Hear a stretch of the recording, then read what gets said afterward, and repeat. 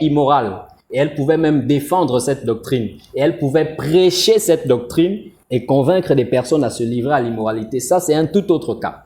Nous ne sommes pas dans ce cas où nous encourageons les gens qui veulent établir le péché dans l'Église. Nous parlons des gens qui ont péché, véritablement devant le Seigneur, par moments de faiblesse, mais qui se sont vraiment repentis et qui ont changé.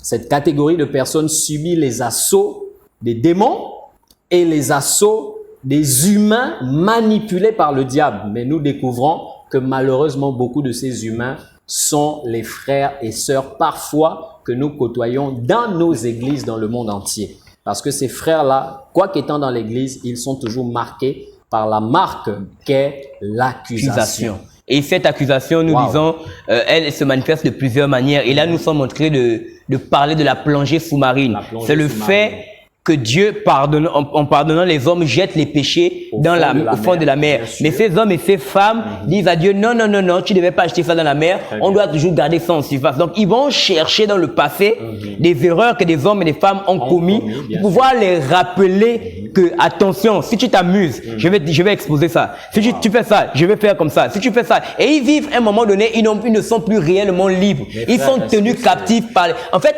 nous assistons aujourd'hui. Frère, ces choses existent dans les églises. Est-ce que ce n'est pas une forme de sorcellerie? Nous allons venir justement, voilà pourquoi nous étudions les niveaux de profondeur de la mer. Pour comprendre qu'en descendant, pour aller chercher ces choses, vous allez rencontrer les profondeurs de la mer. Et donc, la zone éclairée, c'est la zone là où nous sommes à 40 mètres.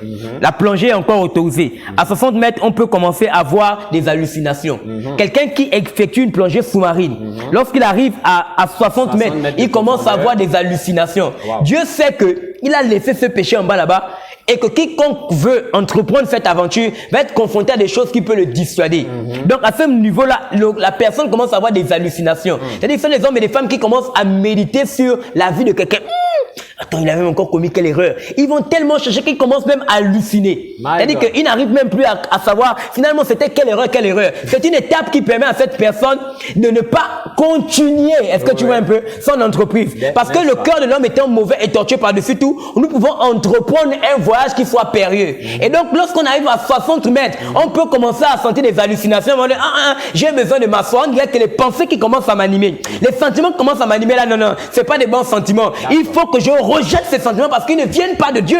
Ils viennent du diable. Comment est-ce que je vais commencer à méditer, à penser, à aller chercher les erreurs d'un frère pour pouvoir balancer ça à la surface de ce frère ou pouvoir le discréditer? Donc, si tu es un enfant de Dieu et que tu commences à être animé par ces sentiments et que tu arrives à 60 mètres dans le niveau de la profondeur, tu vas commencer à vivre des hallucinations. D'aucuns disent que là, c'est tu prends ton premier verre de martini. Donc, quand tu as pris un verre de martini, le premier verre, tu commences à sentir un peu la tête semble un peu à tourner. Ça veut dire que tu es déjà sur une mauvaise voie.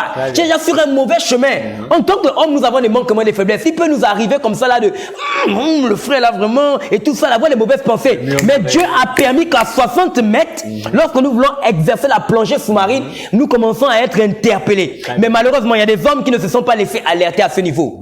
Qu'est-ce qu'ils ont fait? Ils ont endurci leur cœur, ils ont dit je veux aller jusqu'au bout de l'entreprise. Et là ils vont atteindre, et vos frères, j'ai fait des recherches, le sous-marin américain de la Seconde Guerre mondiale n'a pas pu dépasser ce seuil. Le sous-marin américain de la Seconde Guerre mondiale d'un pays puissant. Ce qui signifie un navire équipé la circonstance, ne peut pas dépasser 60 mètres de profondeur. Mais malheureusement, dans les églises, on a des ministères attitrés. Sans combinaison ADS, ils arrivent à dépasser les 60 mètres. Donc, c'est-à-dire qu'ils réussissent à traverser ils sont en train d'halluciner, mais non, ils foncent. Et à une longueur de 100 mètres, la Bible déclare que la plongée peut être, pas la Bible, les recherches expliquent que la plongée peut être fatale. 100 mètres de profondeur. À 100 mètres de profondeur, donc la plongée, il faut faire très attention. Ça peut entraîner la mort. Le plongeur commence à risquer sa vie. Il commence à risquer sa vie. C'est une entreprise qui commence à devenir périlleuse pour sa personne. Et c'est l'état de cœur. À un moment donné, tu sens que ton cœur est en train d'entrer dans les ténèbres. Wow. Parce que à 100 mètres, tu commences à quitter la zone éclairée pour entrer dans la zone qu'on appelle le crépuscule. Le crépuscule, c'est la petite lumière. Ça veut dire que tu n'es plus suffisamment éclairé. Mais il ne te reste que dans ton cœur des ongles de lumière, des petites lumières qui peuvent encore t'interpeller, qui peuvent encore attirer ton attention. Mais là, si tu ne te ressaisis pas, on dit à ce niveau, se trouvent les pieuvres géantes. Il commence à rencontrer des créatures. Des créatures qu'on n'a jamais vues en surface. Une pieuvre, les pieuvres géantes. Wow. Et la pieuvre, elle a plusieurs bras. Donc ton cœur commence à être pris dans les tentacules.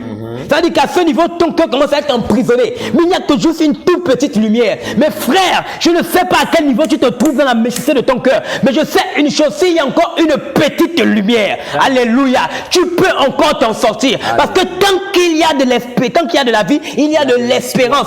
Tant qu'il y a encore une petite lumière, un peu le Saint-Esprit qui peut t'interpeller, tu peux encore, mon frère, remonter.